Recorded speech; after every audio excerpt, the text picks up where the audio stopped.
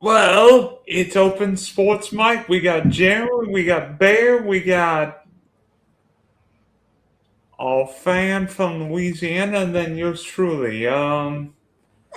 Let's see. We're talking NFL draft. We might have trivia. I mean, if Big Rich comes, we're probably going to have the Big Rich versus Big D trivia showdown, I hear might be, which I hear might be better than the Bayern Munich PSG classic tonight. Hmm.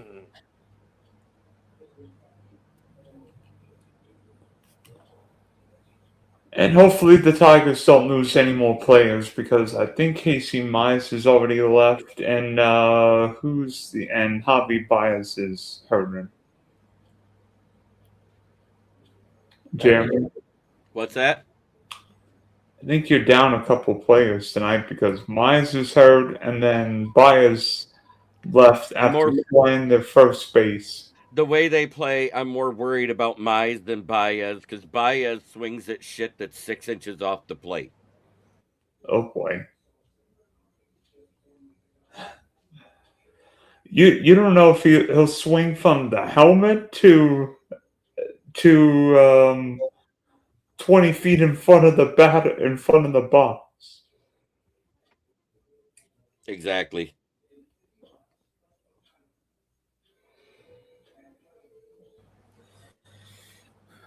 I just put my headphones back in. Are we lost or something? No, we're not lost. I'm just wondering if anybody else is coming. But it's weird. In the last 3 or 4 days, 2 big league managers have been fired. That's crazy to me. Alex Cora, and then the Philly manager was booted today. Well, look how bad the Boston Red Sox are playing. They're abysmal. They can't bat, they can't steal, they can't pitch. They're doing everything wrong. And their team batting average is under 200 right now. I would have fired Cora before the season started and looked for somebody in the off season, but that's just me. Maybe the problem isn't who's managing, but roster construction. Because looking back on it, you wonder how the Red Sox could let Bregman and Devers leave.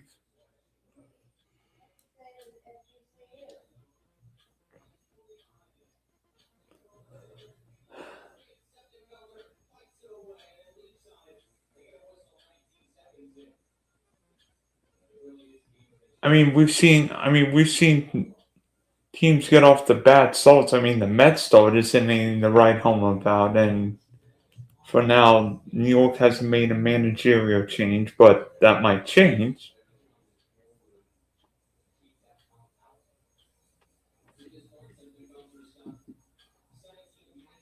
Uh, guys, what's going on? I don't do baseball, bro. So I'm lost in the sauce on all the baseball talk. I've been so focused on football that I haven't got back to baseball yet. That'll happen later in the week. I'm about the draft in the UDFAs. Okay, I've got one. Back to the NFL draft. Talking to Louisiana guy first. What did you think of the Saints draft? Oh boy, we got the trivia showdown. We got Rich. I'm glad he's here so I can answer this question. What up, Rich? I'm glad he's here for me to answer this question to you. You said, how do you think the Saints did? You said, how do you think? Say again? He asked me how did I think the Saints do in the draft? Let me put it this way. We're the kings of the draft, baby. We got an A, and the champ's here. Here we go.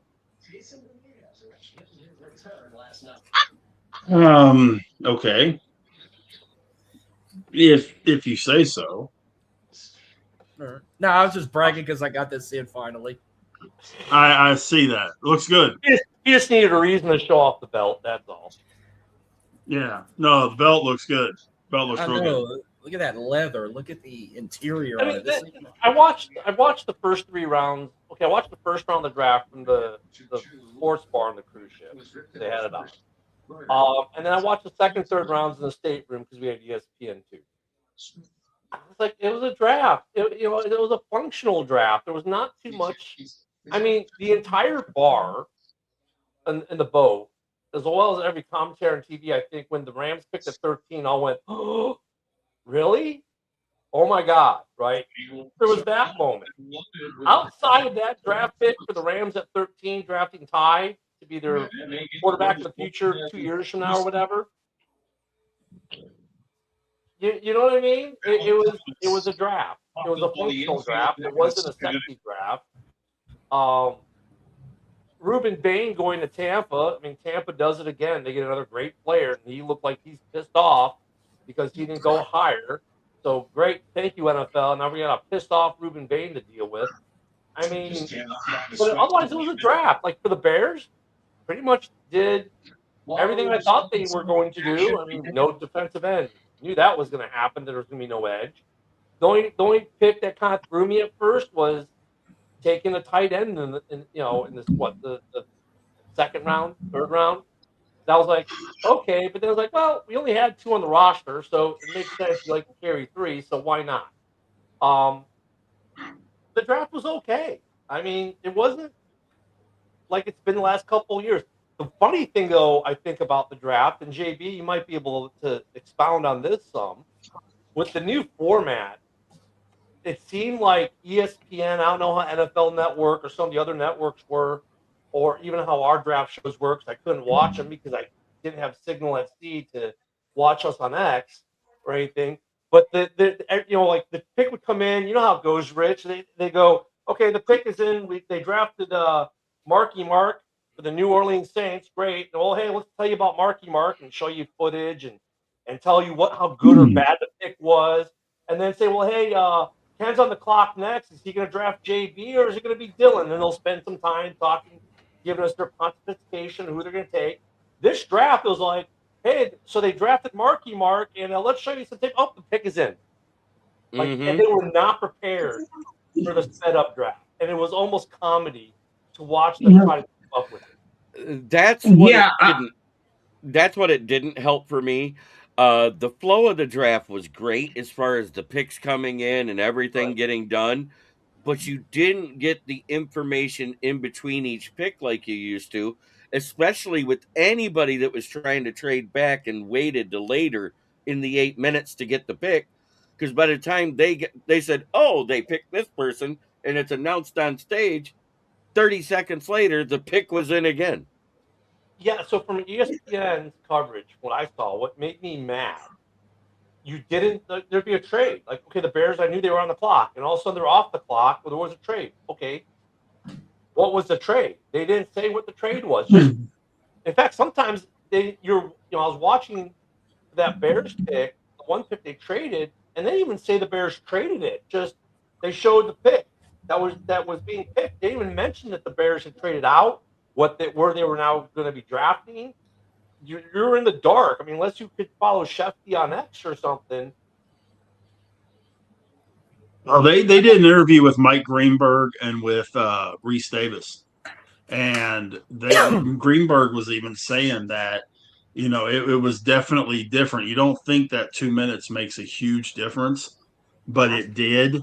And when it added up, it definitely had more of a reaction to the production end of stuff. Them actually announcing things wasn't affected that much, but doing the little production vignettes and all that kind of jazz, that was where they ran into issues because of that loss of 2 minutes. The other thing that they ran into sometimes was, and I'm sure you saw it because it was aggravating the hell out of me, that you would have the pick come in, it would show like a minute left, go to commercial, and the Colts pick is up next, and it's 3 minutes of commercials, and then they announce the Colts pick. Well, wait, time out. Their pick was supposed to have been in during the Jerky Boys commercial, not now. So there was that other part of it too. Yeah, that part aggravated me, but I thought it was interesting when Greenberg was talking about that. Yeah, It's ESPN like- did a terrible job of announcing what the trade compensations were on these trades. Like, I think they just gave up. They're like, well, shit. I mean, we don't have time to talk about the trade compensation. We barely have enough time to talk about the player. It was like Adam? after Mendoza was picked, it was all a shakeup. Everything was crazy after the Mendoza pick. And David Bailey. Yeah, but it wasn't. David It wasn't Bailey was a crazy shock. because it wasn't crazy because you had some team jumping up from 18 to 2 or 3 or 5. It was crazy because of production, not because of like the teams or what they were there to do. It wasn't like it was crazy draft time, like because people were doing all kinds of crazy. The teams were doing crazy stuff. Production was crazy. It was like they didn't know how to deal with the loss for the 2 minutes. Well, what's up with the comment there, Jeremy? Did I miss Which one? something? Did I miss the baby oil or what? No, someone made a comment Somebody before that. asked if this was a Diddy party, and I said, "There's no Diddy here." That's all. Well, that comment I mean, erased then. Yeah, they did. From what I saw in the first 3 rounds from the cruise ship, I mean, part of it we were kind of lost a little bit because ESPN wasn't keeping up with it, and we're like, wait a minute, weren't we on the clock? Where'd the Bears pick go? Oh, they must have traded out. Okay, but what'd they get? They never told us. And all of a sudden, oh, the Bears are picking. Like, oh, okay, I guess we're picking. I don't know how the other networks handle it because all I got on the boat, you're limited, and I didn't buy the data plan at $50 a day, so it's more expensive than my internet for the month, right? So yeah, it was kind of a little bit hard to follow. I guess, from talking to Kitty Cat Ken, they at least had Shefty on X. They were tracking Shefty, and he was breaking down the trades on X. But ESPN, come on, at least like roll that on the bottom. You've got your own insider. You could roll from him and say, hey, here's what the trade is. They could roll it on the bottom of the screen. They didn't even do that. It was terrible. 4 teams were graded an A for their draft class. You want to take a wild guess who the 4 teams were? The I can tell you who Giants, one was. the Jets, the Saints, and the Chiefs. None of those were correct. The Jets You were did. close. Jets got an A minus. I'm talking about solid A. They graded the Browns, the Raiders, the You Cowboys. didn't even let us guess. I'm sorry. I thought You I was only gonna let answer. one person guess. Yeah, what's up with that? You gotta learn how to work this stuff, man. You gotta learn how to work this stuff. If I you're was gonna going ask to me a say the question, you gotta Browns. I'll let okay. I have I'll literally let- said the Browns since day one had the best draft. Well, I'll let Adam. I'll Adam do B's, and Rich can do C's, and Dylan can do D's, and Ken can do the worst. I didn't deny that they had a good draft, Adam. I was like, well, the big problem is they now have 3 receivers and nobody to throw them the ball. Is M? They got Taylor Green. They got Tatum Green. He's 6'6". He's going to be their starter. Watch. Who did? The Browns? Yeah. I can understand why people gave the Raiders a good grade. They filled a lot of needs. In their offseason and in the draft, they did very good under the new regime. Oh boy, who do we have now? The Eagles did a great job of showing us that A.J. Brown's going out the door. Yeah, but you know what though, Rich? Do we believe he's going to New England on June 1st? I'm not saying he's going to New England, but I'm saying he's not going to be wearing a Philadelphia uniform on opening day. Yeah, but I mean, how much are you going to pay for A.J. Brown at this point? Like Depends a what third team it rounder, is. 5th rounder? It's like Ayuk, right? Ayuk and A.J. Brown, like both their trade values got to be next to nothing right now. A.J. Brown's is way above Brandon Ayuk's because if nothing else, A.J. Brown can stay healthy. Yeah, but I mean, from a tactical standpoint, as far as leverage for getting compensation for them, the Eagles are kind of like have no leverage. I mean, you're either going to you're going to be stuck with them, and you can keep the drama and the money issues, blah blah blah, or you're going to have to dump them because no one has to take them. No one has to take them at this point. Go ahead, Eventually, they get a 2. I can give you the 3 worst drafts right now, and it's real easy. They're all in the NFC West. The Seahawks, the Rams, and 49ers. They were awful. Mm-hmm. I'll say this. I think there were 3 or 4 bad drafts. I think San Francisco's draft didn't make a lot of sense. They kept reaching guys. Minnesota's draft looked a little ugly. Let me think. Miami's draft. The, I'll tell you this. You guys are going to think I'm nuts. You guys Never. are going to think I'm crazy. I think Ty Simpson might not be the better quarterback compared to Fernando Mendoza, but he couldn't be in a better situation. No, that's a great, Sean that's McVay, a great fit. Sean McVay, and gets to sit and watch for you. I mean, well, look, do you know what? Do you know what makes it a bad pick?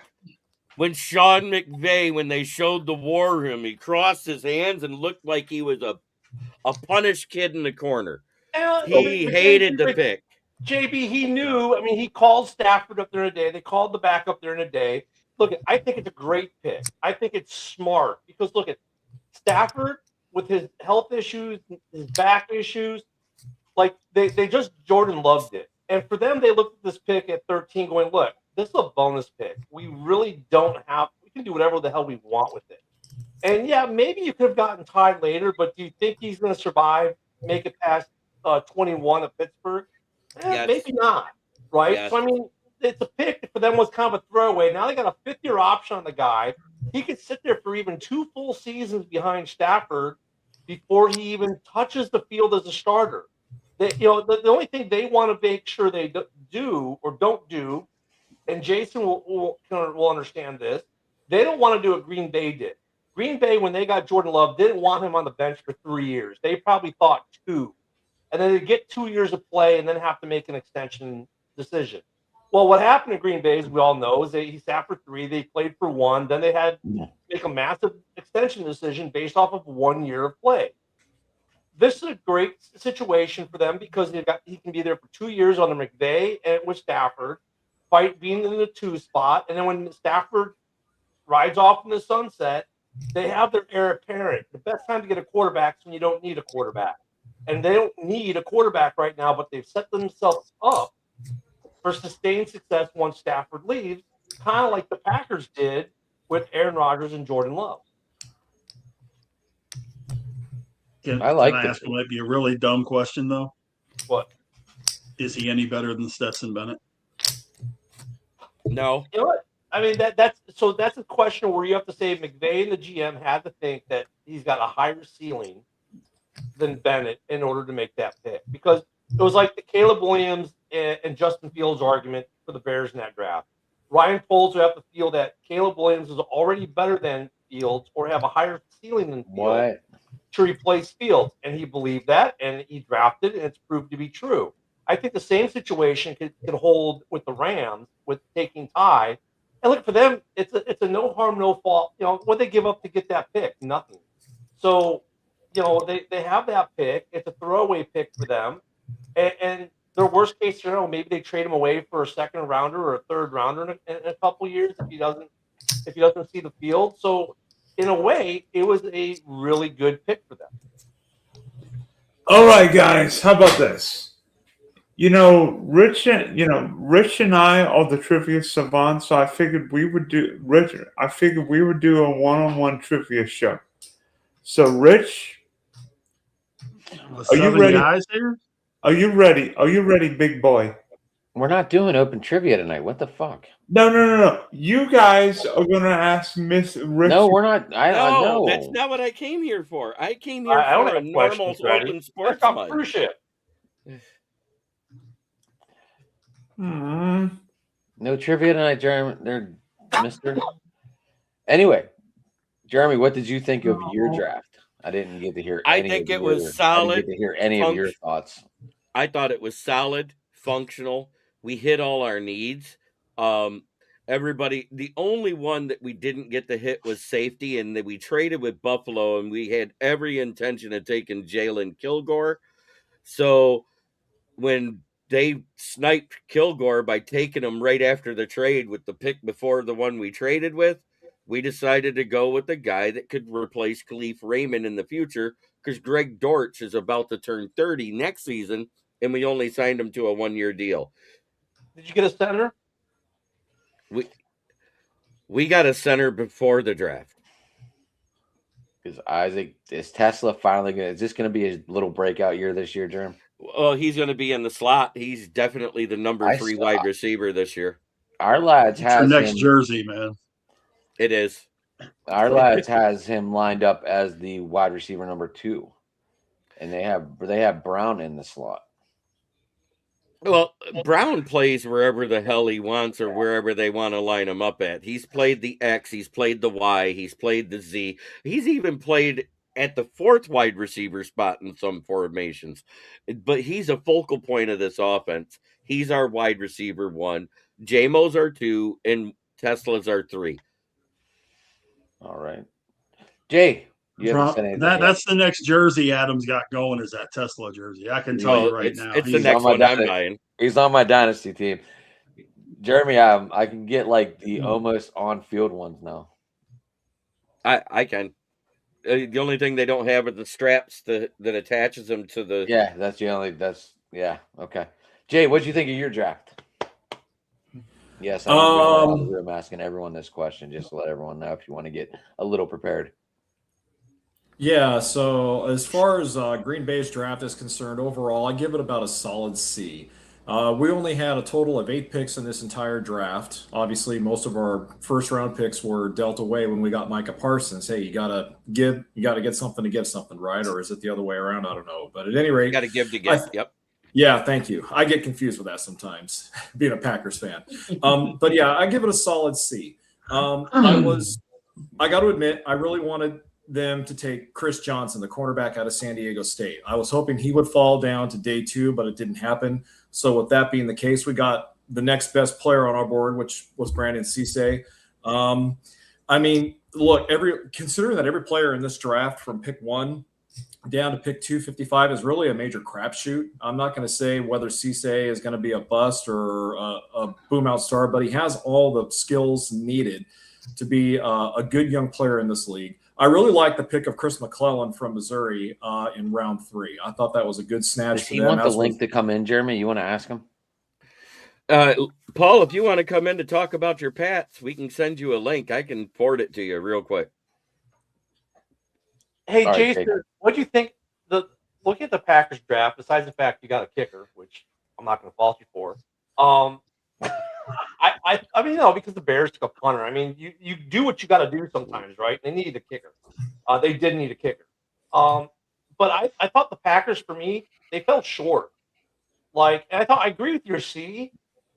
Actually, I really do agree with your C because I'm like, that offensive line needs help, and they didn't do anything to help it. And I love Zach Tom, great player, but we saw the problems with the offensive line last year, and it was like the Packers really didn't do much offensively in the free agent frenzy. Didn't do much in the draft either to help. I'm sorry, they brought in the brother of your running back to be his backup running back. Great, so you got Jacobs or Jacob, but I mean. I was befuddled that they didn't even try to draft an offensive lineman in that draft. Yeah, well, they did, Ken. They took Jager Burton out of Kentucky in round 5. I think he was the only offensive lineman they took. He's a center. Yeah. But when you look at their picks and looking at them right now, they took pretty much 5 of their 6 picks, with the exception of their kicker, Trey Smack, are all defense. And so what that tells me right there is that the Packers are putting more emphasis on bringing the younger players into their defense first rather than the offense. Do I agree with that philosophy? Not really. I think they could have had a little bit more potpourri because I agree with you. The offensive line needs a lot of work. Zach Tom, injury prone. Aaron Banks is the human false start machine. So is Sean Ryan. Too many penalties, not enough depth on the offensive line.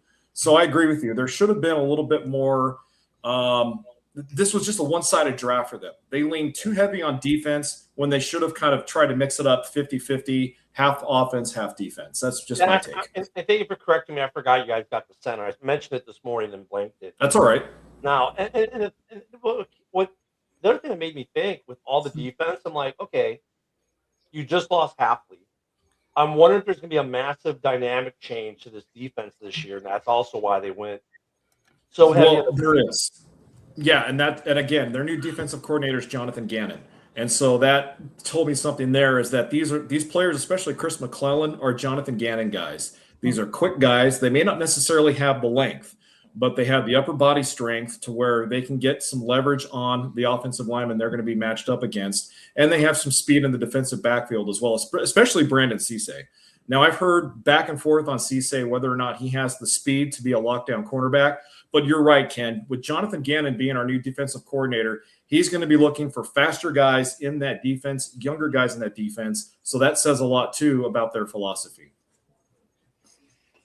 Marcus, what team you want? You're muted, You're brother. on mute.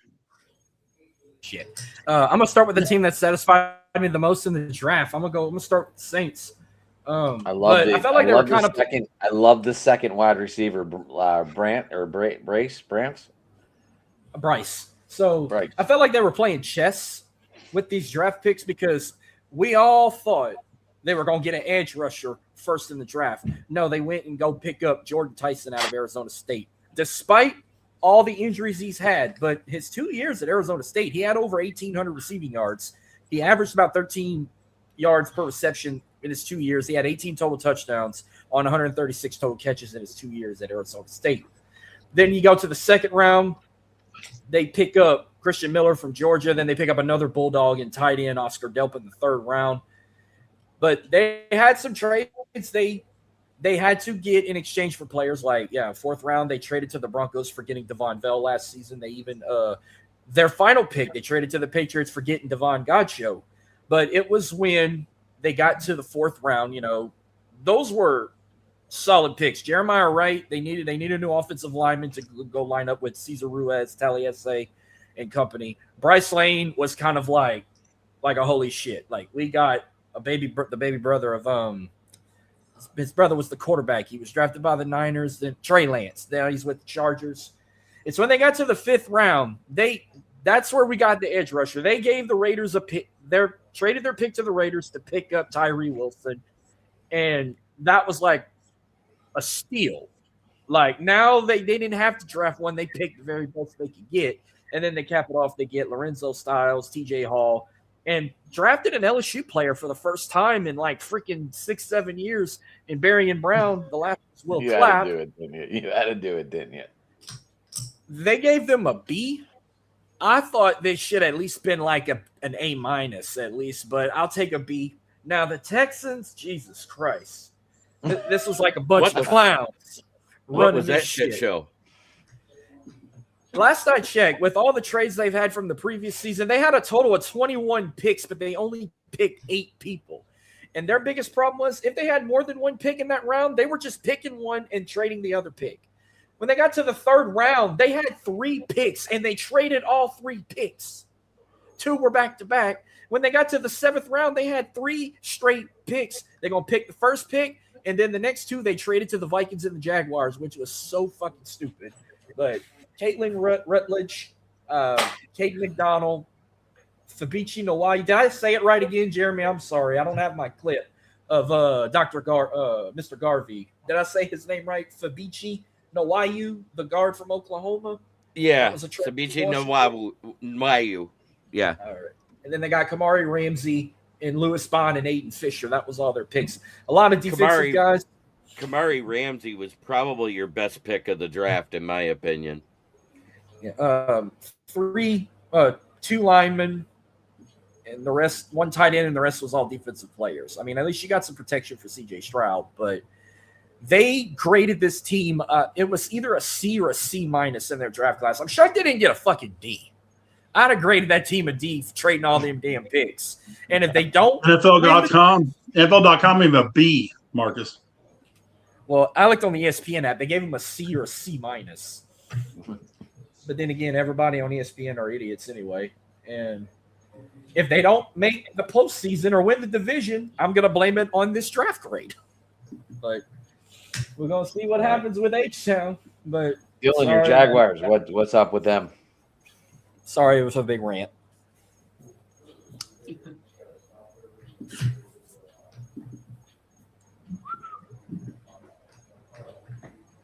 Earth to Dylan. How about your Jaguars, Dylan? How do you feel they did in the draft? Did they holla Duval? Hey, that's the Orlando Duval in another year, okay? Oh, so they're playing all their home games in Orlando until they renovate. For 1 year, stadium? as they finish off the new stadium, they had this big press conference bringing Duval to Orlando. Yeah, they're gonna play one season in Orlando because everyone knows Orlando's been trying to get a franchise forever. They're never gonna get one, but whatever. What are you guys talking about? Sorry. Jaguars, Dylan. How'd they do in the draft? We drafted a tight end in the second round. It seems like we want to play a lot of 2-3 tight end set. Probably our best pick was the Oregon guard. I'm actually a little surprised we didn't draft really a pass rusher, but be honest with you, it seemed like by the time the Jags picked, all the good pass rushers were gone because every other team took pass rushers. Well, I'll tell you what, Dylan. You guys drafted a Baylor guy in the 6th round named Josh Cameron, who is a really, really good receiver. If he can reach it, he catches it. He's 6'1", played at about 220, and runs really well. I think he ran 4.7 or 4.8 at Pro Day. And y'all got him late. That's going to really be a dark horse pick that you're all going to be really pleased with. And on Rich's behalf, you even picked up 2 Red Raiders in Jacob Rodriguez and Caleb Douglas. Yeah. That's Wait a minute. We didn't pick up Jason. No, Rodriguez went to Miami. Miami did. Oh, I'm sorry, wrong Miami Florida got team. I'm Rodriguez. sorry. Sorry, that was the bear talking. Whoop, whoop, whoop. Actually, I don't have the only thing I have Jaguars for you. I put on my list was your tight end you picked up, and I think that was the only impact. Oh no, y'all drafted a Houston Cougar. Y'all got Tanner Kazoyo, so y'all got 2 tight ends. So that's the only holy shit moment I got from the Jags was y'all draft. The only Houston Cougar to go in the draft was the tight end, Tanner Kazoyo. So I got that one right. So what team had 0? What team had 0 players drafted from? What team? I don't know, but I know the SEC barely made it to the finish line because, Alabama may have had the most in the SEC. Georgia, I think, had the second most. LSU had 7. Vanderbilt had 2 players drafted, and no, not Diego Pavia, but he just got signed by the Baltimore Ravens on a 3-year deal as a free agent. Yeah. Deion Sanders, mighty Colorado Buffaloes, had 0 players selected in the draft. So Belichick. We're not going to laugh at Belichick. North Carolina didn't have any either. SEC barely made it. But once again, the second year in a row, Ohio State dominated the NFL draft. They had 11 total players drafted. I'm sorry. By conference, the SEC had 87, the Big Ten had 68, ACC and Big 12 both had 38, and 7 from independents, 4 from the American, the FCS, and the MAC. 3 from the Mountain West, 2 from the Sun Belt, and 1 from the Fighting Conference USA. Nice. That's your conference breakdown. I got something for both Rich and Adam here about y'all Steelers. I'll tell So, you 2. Ken, I know you were on a cruise. We'll get to Steelers in a minute, Marcus. Ken, I know you were on a cruise, and I'm sure you were paying attention, maybe having some beverages, not really paying attention. I don't know. You were on a boat. I probably wouldn't have been paying too much. No, my son and I were paying attention, and I like the pick of Dylan Thieneman. You know what's great about him too? I kind of thought. Well, I've been saying they're going to take a safety. They did. What I also like about the kid, besides that he looks to be the right player for the system, lifelong Bears fan. I mean, every year Cole seems to get at least one guy in the draft who's from the Chicagoland area who is a lifelong Bears fan. Every year, I don't think that's just criteria. It just worked out that way. I'm happy. So I was happy with that. You could take an offensive lineman from Iowa with the second pick, the center Logan Jones. Love that pick. Iowa offensive lineman. Yeah, sounds good to me. The only one that kind of threw me for a loop was Sam Roush, the tight end for Stanford. But it makes sense though too. He's tight end 3 right now. Xavier Thomas, an LSU receiver. I was happy with that. I mean, the receiving room didn't need a lot of help, but he's definitely got a shot at third. He's going to make the roster probably. I like the pick. Jordan Vandenberg with our last pick in the 6th, the defensive tackle from Georgia Tech, like him. I actually was happy with the Bears draft. I was not surprised we didn't take an edge rusher. I know a lot of Bears fans like, oh, we didn't get an edge rusher. We knew that going into this draft, that we were not taking an edge rusher because they're full at edge rusher. And they think Dio is going to be the guy that they signed last year, and he's going to be worth $20 million cap hit he hit with this year. So they're good. And we got guys coming up in the wings, young guys like Booker, who Jordan Love really likes a lot. So, the Bears draft was functional. It went the way I kind of expected, minus Roush at tight end. That one did throw me for a second, but upon reflection, not a bad pick. The one thing that did surprise me, though, in the first round of this draft, and it's the first time this has ever happened in NFL history, 3 times in NFL history, 2 running backs from the same school have been taken. 2005. Okay, well, I wasn't going there, but 3 times it happened. Reggie This Bush, was the Mark first Ingram, time in NFL history or where the only 2 running backs taken in the first round were from the same school. No other running backs in the first round that did not attend Notre Dame last year. That was what, between that and the Ty Simpson pick, threw me like, the Ty Simpson threw everyone because we saw it. But after the second running back from Notre Dame came off the board, I turned to my boy and said, hey, were there any other running backs taken? He's like, yeah, that, like surprised looking. He said, oh my God, no, there wasn't. The best 2 running backs in the draft class both came from Notre Dame, really? And those were the bigger, with what the Bears did, we were happy, but it was these other things that made us take pause. And of course, what Minnesota didn't do, made us take a little pause, and a little bit what Green Bay didn't do. The Bears did kind of what we expected them to do, and I'm happy. cool. So back to the Ty Simpson Do thing me real a quick. favor and The Rams did call Matthew Stafford earlier in the day to ask him if it was okay to take him right there. So it was no real big surprise in the Rams organization. But Well, and they called the backup. Time out. You're phrasing that wrong, Adam. They called him to tell him they were taking a quarterback. Right. It wasn't, can we take a quarterback? We are taking a quarterback. There was no asking him about it. They said they were doing it. They called all their quarterbacks currently on the roster to let them know what their plan was for the evening, that they were planning on taking. So, I mean, they gave him the heads up. For Matthew Stafford, I don't think he's worried about losing his job. The guy who backs him up might be worried about it. But I thought what the Rams did there by calling their quarterbacks on the roster up and saying, hey, this is what we're going to do, was kind of a classful act, something that Aaron Rodgers wished Green Bay would have done when they drafted Jordan Love. all right, Marcus, you were asking a question? yeah. Oh, I was just telling Ken. I said, do me a favor, y'all take care of Xavier Thomas and make him a star. Yeah, I mean, right now you got to figure he's wide receiver 3, maybe 4, because we got a third guy in Walker who's pretty good.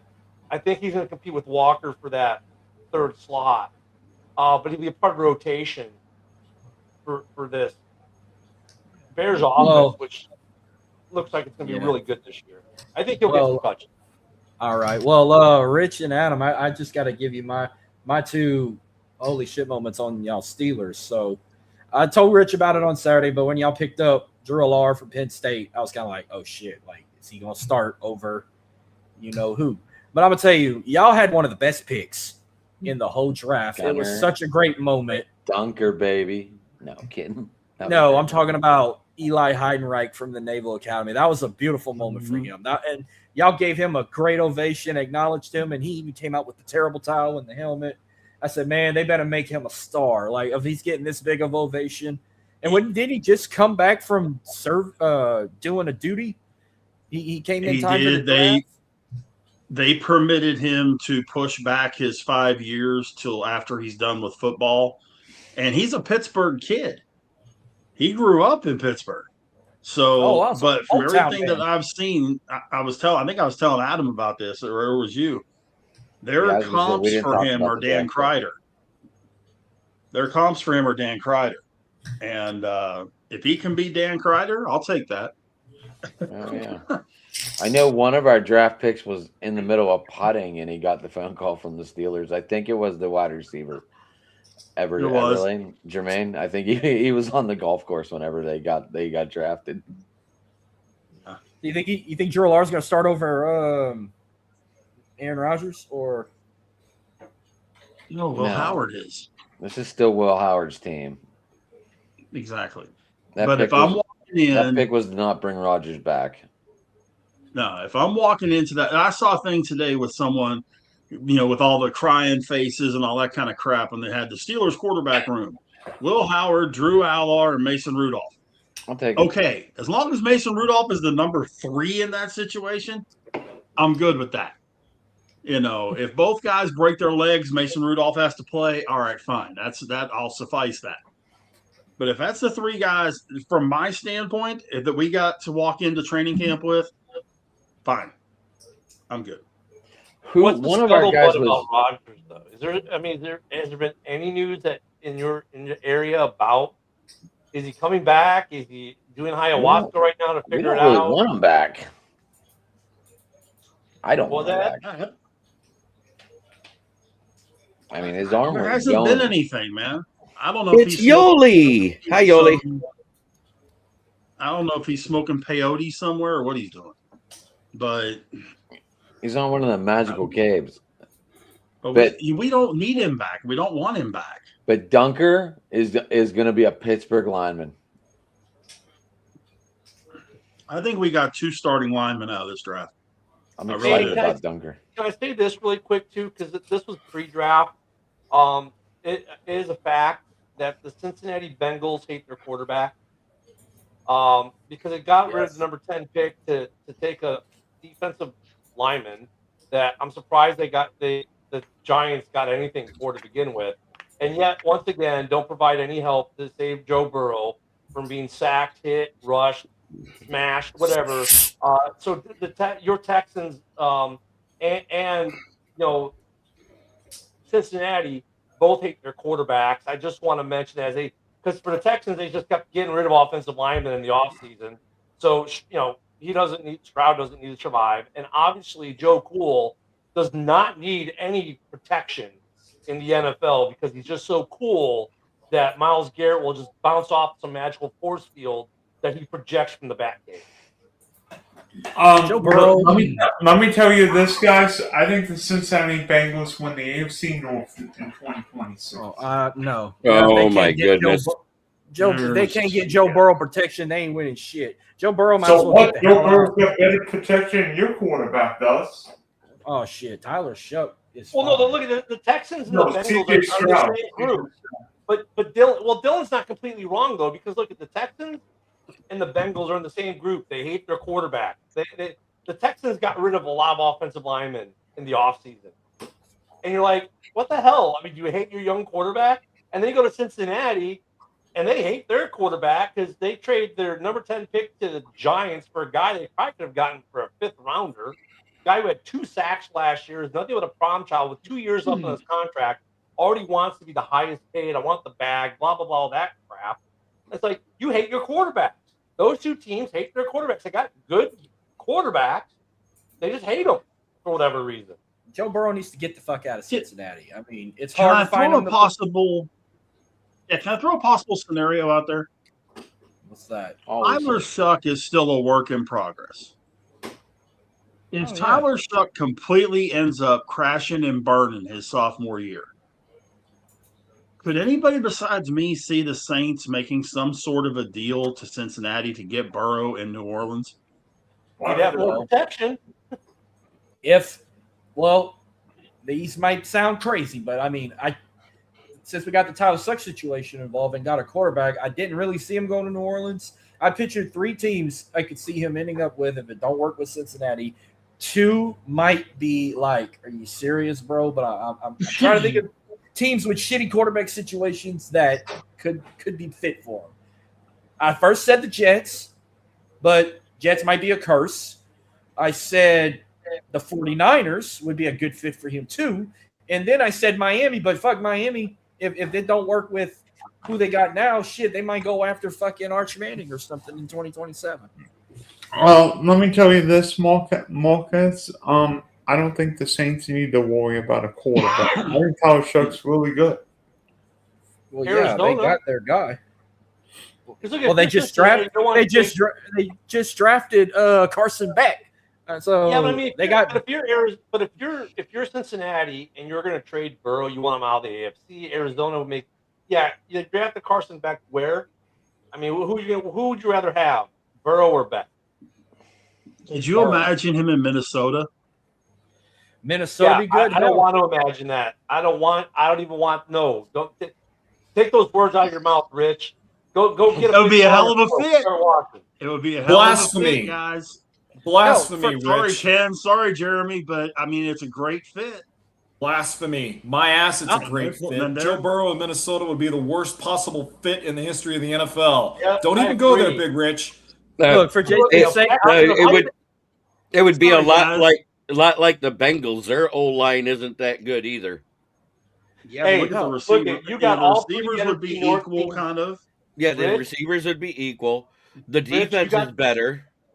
Yeah. You got the entire NFC North to agree that no, we don't want to see Joe Burrow in Minnesota. Is that a first time ever? Maybe. I don't know, but I'd rather Maybe. fuck. I'll take Joe Burrow as a Packer. I mean, you will. No. You will No. Look, you will never. You will, Not in the NFC North. you Send will them never to Indy. see. You will never see Jeremy, Ken, and I holding hands singing "Kumbaya" on an NFL Sunday, but we are all mutually agreed that Joe Burrow in Minnesota was a no-go, baby. Yeah. By the way, I'll tell you this. I think this is Kevin O'Connell's last season in Minnesota. We'll see how the Keebler I out can't- works there. But I mean, I can't. look at the I can't problem with see Joe him. Burrow, even for Minnesota, is the money. I Green think Bay, yeah, you're trading out Jordan Love. I don't know if the Packers want to trade Jordan Love for Joe Burrow. I mean, I don't want to see it. And when you look at, are we going to trade Caleb for Joe? No. Are the Lions going to trade Goff for him? No. I mean, so the NFC North is out, and the Vikings can't afford it anyway. But if he gets traded, I can see him going to the NFC. I mean, the 49ers the West. are interesting, but they still like Purdy. The team It's gotta that'll be the have the West. most cap space next year, it's either going to be the Saints or the Cardinals. Yeah. It's got to be the NFC West because. Oh, I've got a trivia question for you guys. No, wait. I've got a O'Connell's on contract till 2030. No, I'll tell you what I think happens. The Vikings just got a new GM. If this season goes, you know what? I think Kevin O'Connell is going to coach the Philadelphia Eagles. No, I they think didn't. Kevin- They didn't hire him yet. They didn't hire a GM. They haven't hired a GM yet. Yeah, they're GM-less. They don't have a GM. I think They the said they weren't going to Minnesota. hire a GM until after the draft. That's they're why I just think not Kevin very O'Connell's gone, unless the No, Vikings. I mean, go like- I think O'Connell might be safe. I think Quezzy's taking the blame for Jason McCarthy and some of the other moves. I mean, look, when Quezzy didn't even know who his star player was when they did the little Netflix or the little Amazon thing last year, everyone saw that it was Jetta, except for Quezzy. He's the only one who didn't figure it out. I mean, dude, it was obvious. Quezzy was the issue. He was probably spending too much time at the Learning Center and not enough time at the Learning Center. They're fine. You know what? Honestly, Dylan, if I was going to say there's a coach in the NFC North who's going to be out the fastest of the four, the guy right now who's on the hot seat the most in the NFC North resides in Green Bay, and that's LaFleur. He's on the hottest of the seats in the NFC North right now. There were Packer fans willing, like last year when they went to New York to play the Giants, there were Packer fans like, if we lose this game to the Giants, LaFleur needs to be fired. And then look at the playoff. What happened at the end of the year in the playoff? LaFleur is on a bigger hot seat than any of the other coaches in the NFC North right now. So KOC is fine. He's not going. I've got 2 questions for you. I've got a question for you guys. In 1982 and 1983, two interim managers led their teams to the World Series. Could you name both managers? Nope. No, because we were talking football. So. I know we were talking football. What the fuck? And I'm fixing to bounce because I go live at the top of the hour. Mm-hmm. For what? Is your show going live at 10? 10 I saw Eastern, you had 9 something. Central. Yeah, 1 year anniversary show of On the Go, part 1. Nice. I saw You're that. debuting that new video, aren't you? You damn right I am. Woo! Thank you, by the way. Oh, we got a new video. What do we got, Marcus? What do we got? Well, Give us it's a a nice new sneak preview. new song, courtesy of Jeremy. I just took two Well, of my play old it for us. intros. Let's hear it. Let's hear it. Jeremy's got to play it. I don't have it. He here to didn't play. even send it over yet. You have the video, though. I have the video. I just took my first two intros and collabed them and mixed them together with the little part-time one I had last week. So you're going to see the bus in the We'll video. change the room and put it on. Let's check it out. Okay. Hopefully no one gets popped out when I switch real quick like fucking last time.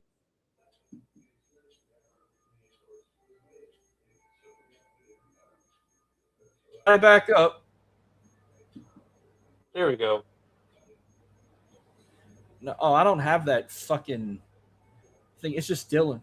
There he goes. Dylan can do it. No? Hey, there I am. Who else? There's we missing? Jason. Oh, we gotta Adam. get this. Everybody? There. Yep. Yeah, we're all here. All right. Here we go. I kind of like watching that.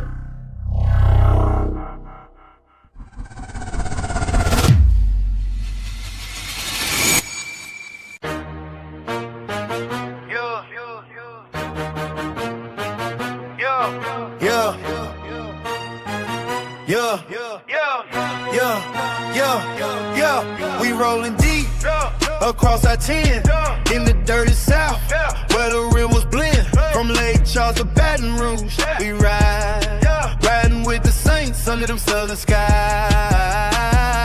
We hustle hard, ain't no time to stop. Drive to the top, it's our time to shine. From Nola's heart, we redefine the grind. Southwest Louisiana, stand up proud. With every beat, we bring the heat, hear the crowd. From Houston streets to Lafayette, Low McNeese. Right, let the raging cages flow. DJ Dirty South, turn it up loud. Market Mark vibes, where we make our proud. Get on the bus, we coming alive. Drive to the top, it's our time to shine. From Nola's heart, we redefine the grind. Southwest Louisiana, stand up proud.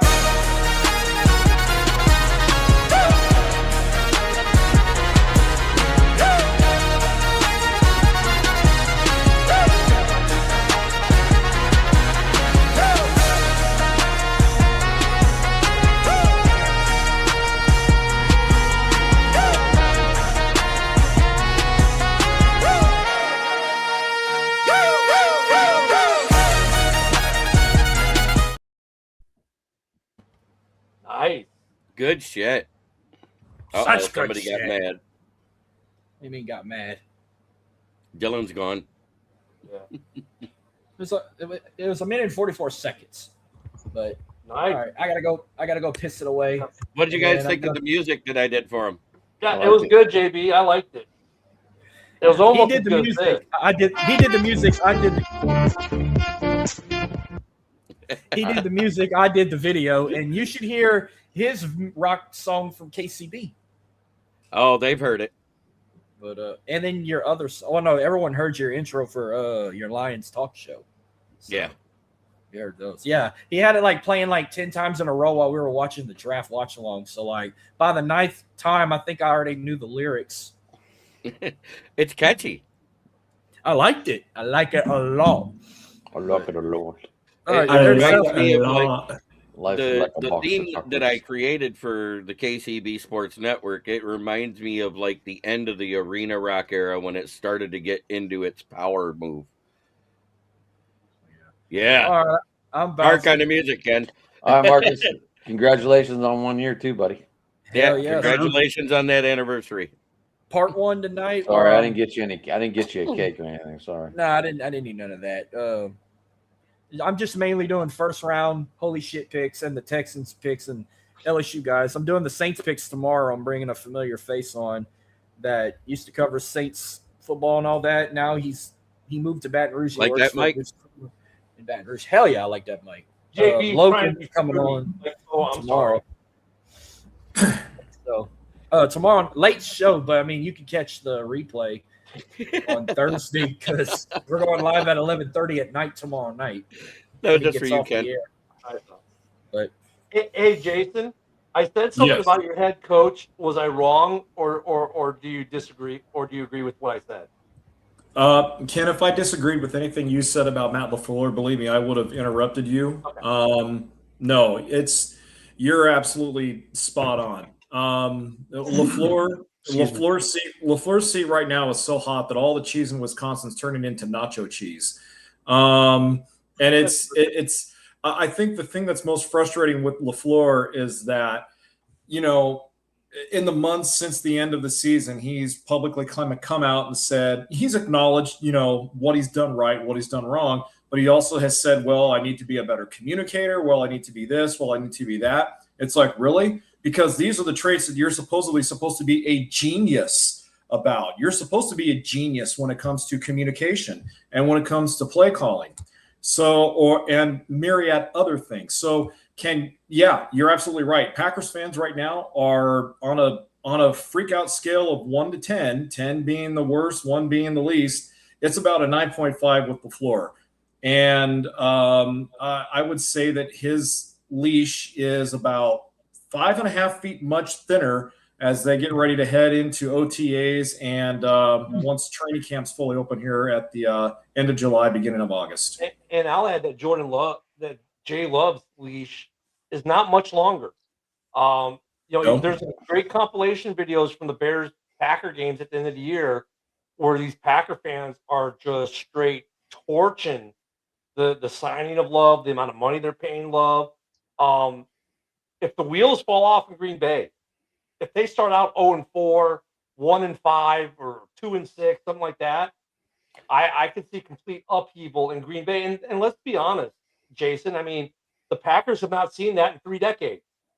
So this is going to be for Adam and Rich, and you're going to see something that you may have never seen. Rich, you've seen it. You're an old fucker like me. Adam, you're decently old, but most Packer fans, dude, they don't remember a time when they weren't winning the division or having a winning record every year. For 30 plus years, they've been the best of the worst, so to speak. And you this went through year, Brett Favre, you went through Aaron Rodgers for almost 2 decades. yeah, that's what I'm saying. It's like almost 3 decades they've been a really good football club. It's going to be epic if the wheels fall off in Green Bay this year. Grab your popcorn, as T.O. used to say, because it's going to be epic. And the older fans are going to know how to react. It's the younger fans that are going to be so much fun to watch. Yeah, and I think, interestingly enough, Ken, all the pressure on Green Bay's future, when you think about it, isn't on – I mean, it's on Matt LaFleur, obviously, to an extent. He's obviously the head coach. But the bulk of the pressure falls on Ed Policy's shoulders because, while they have Brian Gutekunst and Matt LaFleur, commiserating and deciding on player and personnel and everything else, ultimately, at the end of the day, they pass everything on to Ed Policy. And, it's got to be up to Ed Policy to decide, okay, are we at this point right now with the direction of our franchise where 4 years ago we were all in unison that we were heading down the Super Bowl path? Well, now for the last 3 seasons, that Super Bowl path has gotten smaller and smaller and smaller to the point where we went from 12, 13 wins just a few seasons ago down to 9 wins and missing the postseason entirely. So, and that window of opportunity to compete for a Super Bowl is really year to year. In today's NFL, you can no longer measure it by clumps of years, but year to year. So Ed Policy, it's all on his shoulders to determine where they go beginning this season, moving forward. Yeah, I mean, and the Lions usurped them for a couple of years, and it looks bad for LaFleur and Love because since the LaFleur Love thing has started, compared to not just Ben Johnson, Caleb, but just Caleb, dude, they have no division championships. They have a playoff win. They do have that, But the Bears just not only overtook you, but beat you in the playoffs. So I can understand why Packer fans are, shall we say, on edge about about policy, about Gutekunst, about Love, about the moves, and why they're more under the microscope now than I can remember them being in the last decade. Yeah, and I think, getting back to Jordan Love really quickly, I like Jordan Love. I think to some extent he got thrust into a situation that he was prepared for, but the people that were supposed to prepare him for it didn't do a good job of doing it. Because I mean, and what I do is I look at the contract they just gave Jaden Reed. They extended Jaden Reed, I think, an additional 3 years at $30 million or something like that. Okay, that's great, but where's your number one receiver? Is Jaden Reed going to be your number one receiver because of that contract? Does he make Love a better quarterback? He hasn't made him a better quarterback up until now. Christian Watson hasn't made him a better quarterback until now. So really, you lost Jordan, two of the Jay. You also lost two of the guys that he threw to all the time. One went to New England and one went to Green Bay. Exactly. Christian Watson this year is my JMO. So last year for the Lions, JMO was dynamic. The year before last, JV would tell you, hey, he was dynamic when he got the ball. The receiving skills weren't quite there yet, but man, you put the man on an end around, he could pop it. He was dynamic, and that's where Watson is for me right now for the Packers. He's dynamic with the ball in his hand. The problem is, as a receiver, getting the ball in his hand isn't happening. If he can have a JMO-like season like JMO had last year, that's good for Watson. That's good for Green Bay. And it takes, then they've got something cooking, at least with him. Because I look at their first-round pick last year, -1 catch in the playoffs. You're like, where's Golden at? He wasn't too golden.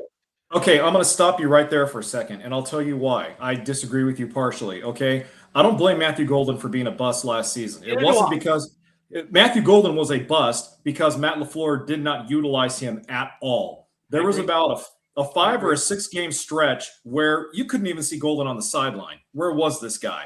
And when he did come in, week 2 to week 7, he wasn't even on the field, and he wasn't on the injury report. Yeah, this is what bothered me, because at the same time, we had Tesla catch 5 catches for 3 touchdowns, and 2 of them with one hand. Or look what Luther Burden was doing in Chicago, and that's what really Burden really didn't hit the field until wasn't it around week 8 for Burden when he finally really burst on the scene? There was somebody hurt. I can't remember who it was when he finally got back. It was mid-season when he came on, but he never left the field after that. Yeah, I mean, he was on the field in the first half, but he wasn't getting the ball a lot, but he was running routes, drawing coverage. Because I was shocked to find out Luther Burden III was the most efficient route runner in the NFL last year. I was like, whoa, okay. But I think what got me going back to the Packers, though, with Golden was, I'm like, what kind of disconnect was there? Like, was it a disconnect between policy and Goody, or Goody and LaFleur, or all 3 of them? And what was the big disconnect?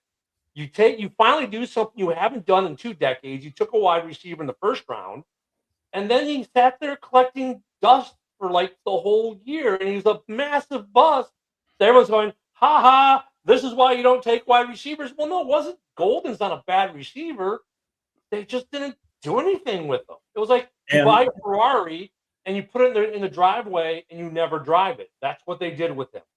Yeah, no, I agree with you. And so that's why I'm willing to give Golden a pass on last season. And that's also why, to an extent, I'm willing to still give Jordan Love another season here to see what he can do. And again, it's all contingent, though, guys, on what Green Bay can put around him, because Jaden Reed would be a complimentary 3 or 4 receiver on any other team. He's not a number 1 receiver. Christian Watson, as of yet, he could be a 1 receiver, but because he can't stay healthy, hasn't been able to prove that. So, with that being said, though, Jordan, I think, also needs to assert himself a little bit more. He's been in this league now for going on 5-6 seasons. He needs to finally step up also. It's on him to be, as the starting quarterback, to finally say, okay, I'm putting this team on my shoulders. I'm going to show everybody what I can do.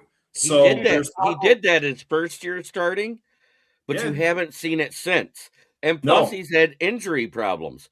So that, he had that one great year, They didn't accept the 5th-year option because they didn't know what they had when he started that season. Yeah. And that was the biggest mistake that your GM made at the time. Not accepting that 5th-year option and keeping his cap hit under $20 million another year to give you another evaluation year.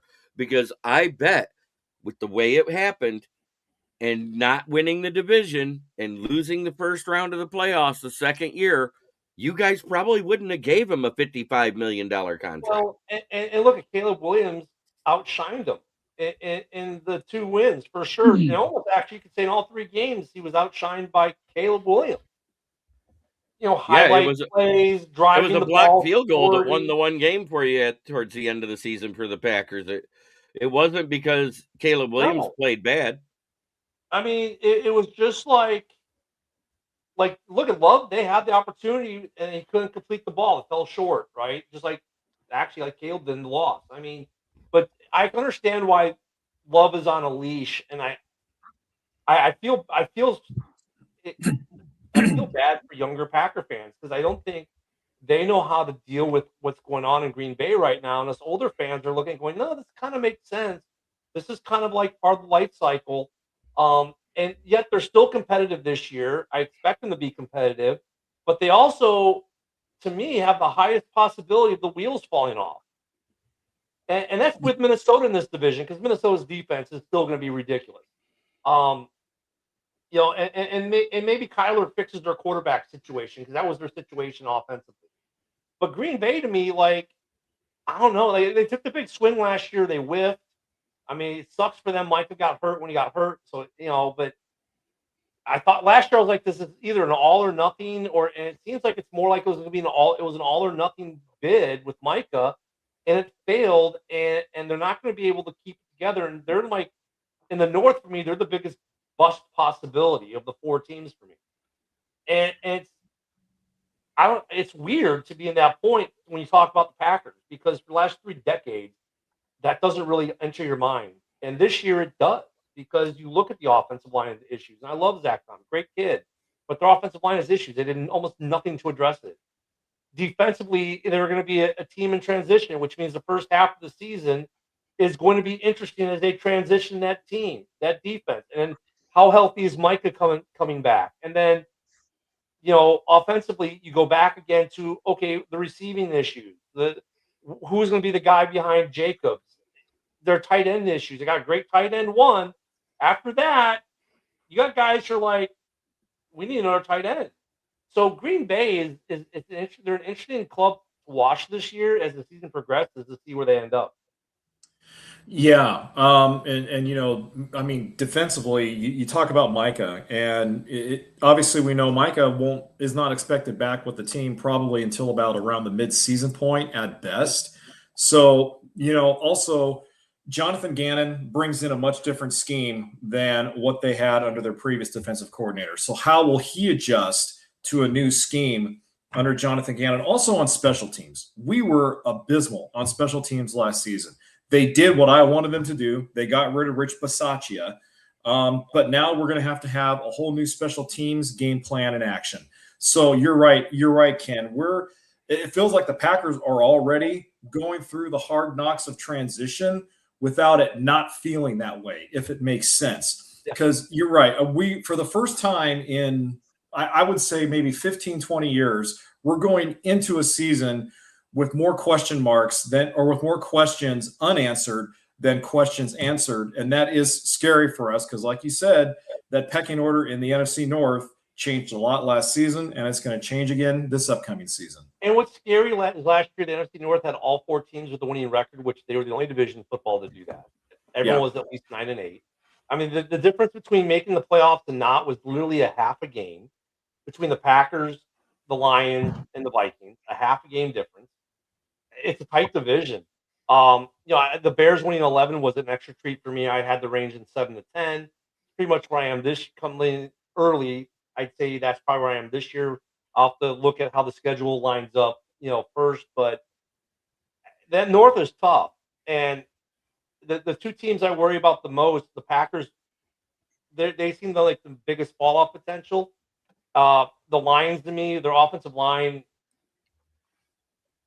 It used to be phenomenal. It's fallen off, and I don't see. I think they could have problems offensively a little bit. And then for me, for Minnesota, was like the quarterback was their issue, and I think what they did maybe solves it a lot better.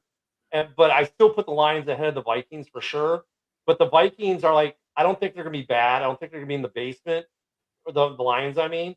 But for me, it's gonna be interesting to watch the Lions how they react on that offensive line this year, which they addressed their defensive needs, I thought, adequately. For me, their offensive line, which used to be the best in the league, now definitely is not. And I would have liked to see them do more as a Lions fan per se. As a Bears fan, I'm happy with what they didn't do. But I think if I was gonna look at like the teams to watch where it could get interesting, Packer fans, if those wheels fall off the bus, Lions fans, if that offensive line gets Goff early in trouble and they don't recover, that's gonna be interesting because the nouveau Lions fans will fall off that wagon really quickly, while the old fans like JB like, hey guys, just chill out, it'll be okay. And that's gonna be fun to watch from a fan perspective, watching other fans. So I have to ask if you're looking at the total season ranking for Cade Mays, or did you look at the individual game rankings for the only 6 games he played at center to end the season? I want to know what you're looking at, because if you're I'm looking at looking the at, overall ranking, it was well, like, abysmal because he didn't have enough snaps compared to right. everybody else. But in the individual games, he was a top 6 center in the league those 6 games. No, so I'm fine with that, and we'll see what the more work does. But it's like I like what, like, for instance, I like what the Bears did when Dahlman retired. They went out and they got Bradbury. Then they go out and they take a guy early in the draft, and then they go get Olin Kreutz's kid as a invitee to camp. So they stacked it, right? They're bringing in 3 centers to fill the gap. And when I look at Detroit, I'm like, I'm not just looking at center, I'm just looking at overall. I don't feel like they brought enough backfill for the Lions overall. I'm trying to figure out how you get that, because they drafted Blake Miller to be the starter. They have Juice Scruggs. They have Larry Borum. They added 3 more guards. Did you just say Larry Borum? As a swing tackle, which is what he's good at. He's not Larry good at Borum right should tackle. never see the field again. He's terrible. He was terrible in Chicago. He's terrible in Miami. And I look at Borum, JB. Borum is the guy that you hope he gets cut by camp. I'm serious, man. I mean, for me, though, it's like the Lions went from being the best offensive line in football a couple years back, and now for me, it's become kind of a question mark for me until I see it flesh out. I think they improved it greatly this season, to me. And our biggest problem last year was that bum Graham Glasgow, who does not know how to play center. He didn't play center good in Denver. He's okay for 1 or 2 starts, but he falls apart. He doesn't communicate.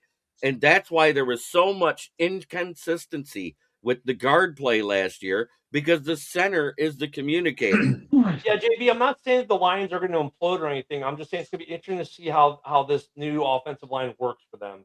Because I think that for me personally, I would have liked to see them maybe bring in some more talent than what they did, but we'll see how it plays. The problem was the number 1 free agent we couldn't afford. That was Tyler Linderbaum. The other one, the second best one, got re-signed by Buffalo. Do you know who the 3rd best center in free agency was this year? The guy you got. Yes. So we got the best guy we could out of what was there. But that's what I'm saying. Though, I'm talking also from a depth perspective. Like I would have liked. Look at JB. I'm not attacking your team. I'm just saying. But you kind of did. You said it's awful, and I was like, wait a minute. We improved it greatly. Panay Sewell's now going to be our left tackle. Hey guys, hold on. Jay, do you want to tell people how to get you real quick? Yeah, I just saw your message. Yeah, I'm sorry, guys. I got to jet out of here. Just for anyone who wants to follow me on Twitter, there's my handle there at Dodger Jason. Feel free to follow me anytime you want. Guys, it's been a joy and a pleasure talking football with you again tonight. Take care. Peace out. God bless. Absolutely, and, Jay. Anytime, you know that, buddy. Yep, anytime. Okay, guys. Take care. Bye-bye. All right, man. See ya. I love Jason's shirt tonight, by the way. The Metallica shirt. Love it. Jeremy, what are you do you want us to call up your logo? Is that what's going on? Yeah, I said that's the new logo for baseball talks on Saturday. Hopefully we have internet. It's supposed to be 30 degrees at my camp. Ooh, nice. I think that looks a lot I'm better. going. I don't even know if I'm going yet. They're supposed to be opening it this weekend, so So I'm that's going to more be our worried new about that. I'm background more and the worried about logo it. for the show, the whole 9 yards. I like it. I'm more worried about if we're going to get any more snow off this freaking. I guess Yeah, Colorado got a 2-foot dump, huh? yeah, well, that's the Rockies. They always get dumped by 2 foot of snow. It's like living in Alaska or Montana. Even at this time of year? Yes, Yeah. they get snow till the end of May in the Yeah, Rockies. it's a chilly 74 degrees here in Florida. I mean, right now in Michigan, we got a balmy 52. It's 63 here. I Rich, what do you my got? pool's not warm enough yet for use. It's below 80, so I can't use it. It's 78 here.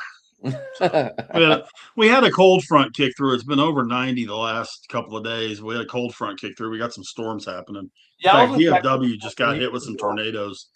Well, I was at Our Lackland. thoughts are with those folks up in Dallas. I saw some stuff in Mineral Wells, which is just outside of Fort Worth.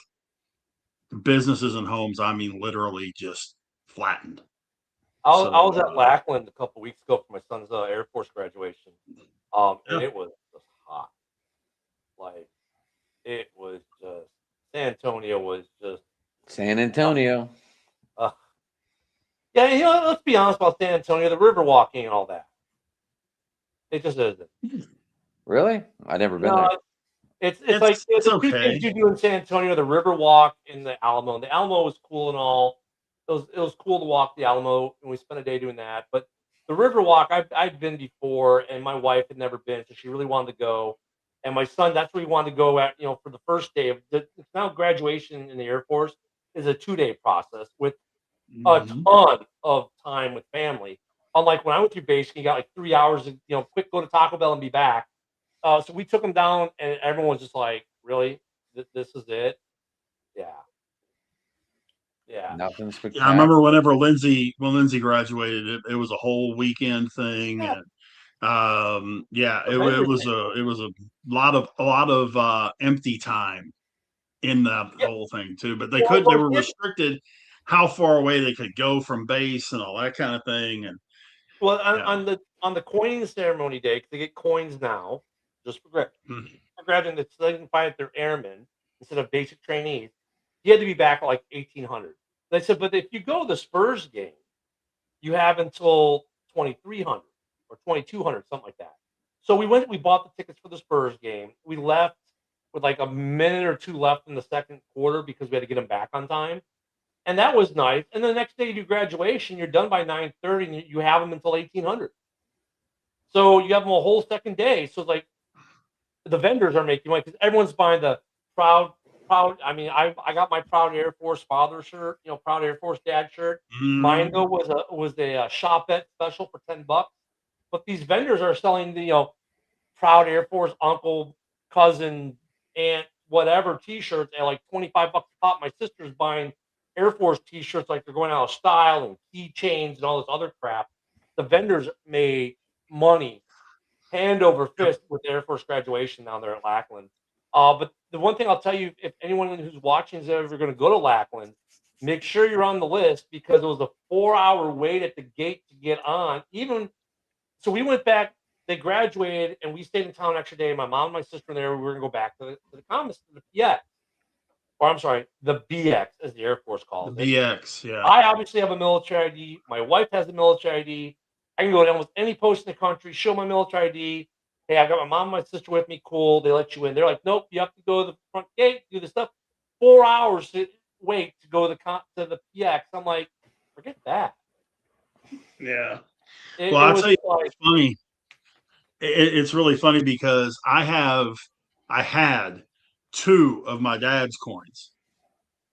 My dad was a frogman. And from everything that I have seen and I have heard from what Lindsay has told me, that trumps everything. What, the coins? The frogman coin, yeah, trumps everything. Because that was the predecessor to the SEALs. This was the underwater demolition unit that no longer exists. They created the SEALs for guys that couldn't make it in UDT. So that it's funny because she's had that coin. and her coin will work occasionally. And She the flips first out the Frogman coin, and it's like, oh, I mean, the Hold Trump. on, Kent. Hold on, Jeremy. Go ahead.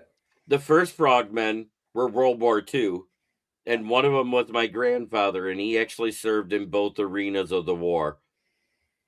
He was my at dad was Normandy on Vietnam. D-Day. He was at Normandy on D-Day, and he was actually on a ship that was 7 miles from Nagasaki and 9 miles from Hiroshima when they blew up. When it comes to coins, That's the cool. Trump coin currently is Trump's coin. The presidential coin is the Trump coin. After that, the vice president's coin. After that, the SecDef or Sec War coin. After that, the number 4 coin would be the chairman of the Joint Chiefs. I have that coin. I have a chairman of the Joint Chiefs coin that was presented to me. So there's a pecking order. So like that Frogman coin would be a Trump coin within up to a The certain military level. ranks. Then you start getting like that's all. like Then you got civilian stuff. well, no, because it's stars and like that's like I have a transportation coin that okay, it might trump my transportation coin, but now a coin I have from a brigade an 06, or even a lieutenant colonel command coin. There's no differences in the coin game, but that's really so actually it's funny because I actually had one of my coins left loose from Iraq when I was a company commander in Iraq. And I coined my son with it. It was just me, him, and my wife, because we were the only ones who parked in the appropriate parking lot. So I gathered them up after the coining ceremony, and we had our own ceremony where I gave him my coin, which trumped the coin he just got. And it was a great moment, and he almost broke down. It was really cool to be able to do that. But yeah, it's funny how they just get a coin for graduating basic now. So I gave him a real coin. So now he's I don't know anything about. Yeah, and that was the thing, it was my dad's, and she was close to my dad, and because she didn't know I had it. She knew I had one. She didn't know I had two. And so it was pretty cool to be able to give that to her at graduation, all that kind of stuff. So I understand what you're saying. I do. It's pretty cool to see it happen. And she's still in Italy right now, doing her thing. Vicenza? Rich, Vicenza? I'm sorry? Is she at Vicenza? You got to translate. Vicenza, Italy. Is that where she is? Oh, yes. Yes. I'm sorry. You were breaking up a little bit. Okay. Yeah. Yeah. Good place to be. Yeah. Yep. So, yeah, and actually, she loves it. My son's going to end up, looks like he's going to be in Louisiana. So we might be on the go. There, that show's on. She got sent. Lindsay went to Wichita Falls, Texas to start with, and then she ended up going to Tucson, Arizona for quite a while, and then they shipped her out to Italy. Yeah, so pretty cool stuff. But yeah, it's funny though because we went to that basketball game. I was so bored by it. Hey, when did this start happening? I remember going to a basketball game. They didn't play music for the whole fucking game. Like I've been doing that for a long time. System was playing music the entire game. I thought like a hockey game. They do it during hockey games too. No, not NHL. I've never been to a Blackhawks game where they're playing music over the PA for the whole hockey game. Usually, I've been to Stars games and Penguins games that were like that. You hear the dun dun dun dun dun dun dun. Oh yeah, like you'll get that, but no, these guys were playing like music, R&B, hip hop, artist songs, trap. So weird. You'll get that. So weird because you don't hear it on TV. No, because I'm used to going to a basketball game and hearing the basketball game, not Nicki Minaj. It's like, am I at a concert or a basketball game? Yeah, that's been a long time, man. They've been doing that for a long time. Wow. I went to a Bulls game in Atlanta about 5-6 years ago, and they weren't playing music the whole game in Atlanta. Like, you actually heard the basketball game, the ball in the court, squeak of the sneakers, all that stuff. Now, you just hear music. Yeah, I took the girls to a Mavericks game probably 10 years ago, and I'd say about 2/3 of the game you had music playing. So weird.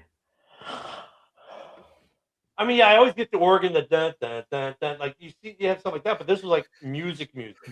Like they just had a Spotify playlist and let it go for the game. And you're just like, that was it. No. I guess we need soundtracks for games because you don't get that in the NFL. You know what I'm saying? When the play starts, the music stops. You know what I'm saying? But Right, not right. NBA. Nope, it's just a big music video. And basketball Yeah. happens to be played. All right, kids. Are we ready to wrap this up? Sure. Sure. Jeremy, I want to know what site you go on to make those videos. You can tell me after. I didn't make the video for Marky Mark. I just did the music. Oh, really? Okay. Yeah. He did the Anyway. video using CapCut. I'm not going to close this out like Dylan. I'm going to go old school and let everyone tell everyone what's going on for the week. Really? I get to say it? Well, you can find me on my channel, which is Kneecap Biting or Kneecap Sports Network. KCB Sports. I go live every day at noon talking about the Lions, except for this Wednesday because I have some commitments to take care of. I That's also smart, do Jeremy. Yeah, I know. And I also do the Wednesday night NFL Roundtable Talks, the Friday night Lions Fan Cave Chat, and then our show, if we all can be there, the Baseball Roundtable Talks, where we discuss all things MLB. Yeah, I think we both missed our baseball shows this week. We did. I was not in baseball mode. I was in my brain Right. as much after 24 hours of podcasting over the weekend. Yeah, baseball was on my mind, but I was just burned out yesterday. I was just overwhelmed. It was one of those days. I forgot I had a fantasy team. How does that tell you? Wow. Well, and end of the month for me is always rough anyway. So it just, you guys not being able to do didn't break my heart a drop. It kind of gave us a Dylan little said they could have asked me to run it. I said they don't want a trivia show. They want people who are fans of the Diamond. I actually told him that. We'll talk. Yeah, I do. Yeah. Anyway, Ken, what do you got going on, brother? Yeah, Now that you you're can find back, me on the you can find me on the full KCB swing. network as well for almost all my shows. For Ken and Ken in the morning every day, Monday through Friday at 10 a.m. Central, 11 on the East. You can find me on the KCB net on KCB YouTube, as well as Talking Sports 18 on X. My main is still hacked, and Customer Sports just thinks I still. I'm not even getting to how bad X is, but you can catch me on X, catch me on JB's YouTube. We've been taking a hiatus with the Bears shows. I think we might do one this Sunday. I don't know. It's the off season. Everyone takes summer vacations. Of course, hopefully I'll be back here on Tuesdays after my little hiatus, and I'll be back with JB on Wednesday. It's been nice. I've had a lot. I'll talk to you guys after show. I've had a lot going on lately, and of course, I just went on vacation, had the graduation, and there's some other stuff which I won't get to on air, but I'll tell you guys off air. But it's been crazy. So hopefully I'll be kind of getting back to a normal schedule. But yeah, you can catch me at Talking Sports 18 on X and on the KCB YouTube Sports channel. Sweet. Rich, we'll be back here tomorrow night on doing Steel City Sports. Yeah. Thursday, Jeremy, we doing Fired Up? There is no Fire Up because Candy and Scott are in Portugal and probably heading towards Morocco on their cruise of the Mediterranean. So maybe Thursday night, Jeremy, we could do a recap of the baseball week. Maybe Thursday night. I'm gonna have another night off. Okay. All right. I was just asking. Next week we can because I got 3 weeks of no show on Thursday. Okay. This week I got something I need to do with someone special. Okay. I'm gonna take my laptop and my notebook if I do go to camp this weekend. So if I can't get Wi-Fi yet because it might not be turned on, I won't be there. But because my phone will not run my laptop. Hey, JB, is this gonna be some of that? Yeah. More kids on the way. Oh God, who's the grandfather? No, that's my dad. I just found out my daughter's having my second grandchild. She's having a boy. Oh, congratulations! Cool. Congratulations! You know the funny part? I actually had a really good audience participation game tonight too, and it got messed up. Yeah, we can talk about that all off screen. But I'd like to thank everyone for tuning in tonight. We're not doing Diddy parties here. We don't do that stuff on this channel. No. Anyway, Jeremy cleared that up for you. Anyway, thanks for everyone tuning in, and everybody have a good evening.